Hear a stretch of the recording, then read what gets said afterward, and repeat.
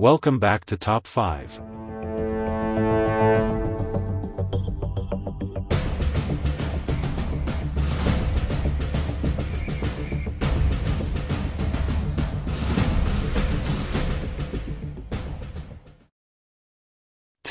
George Stinney Jr., 14 years old.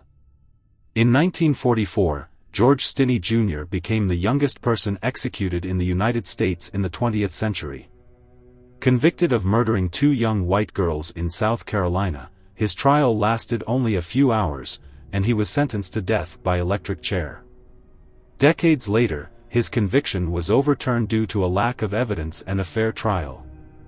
9. James D. McCoy, 15 years old. In 1994, James McCoy was sentenced to death for the murder of a 66-year-old man during a robbery in Texas. His case drew attention due to his age and the circumstances of his crime. Ultimately, his sentence was commuted to life in prison after years of appeals. 8. Damon Tibido, 16 years old. Damon Tibido was sentenced to death in 1997 for the murder of a 15-year-old girl in Louisiana. His conviction was based largely on a coerced confession. After spending 15 years on death row, DNA evidence proved his innocence, leading to his exoneration in 2012. 7. Lionel Tate, 12 years old. Lionel Tate was sentenced to life in prison without parole for the murder of a 6-year-old girl in Florida in 1999. Although he was not sentenced to death, his case is often discussed in the context of juvenile justice due to his young age and the severity of the crime. 6. Troy Davis, 17 years old. Troy Davis was convicted of murder in 1991 and sentenced to death in Georgia. His case gained international attention due to questions about the reliability of witness testimonies. Despite numerous appeals and widespread protests, he was executed in 2011. 5. Brandon McIntyre, 14 years old.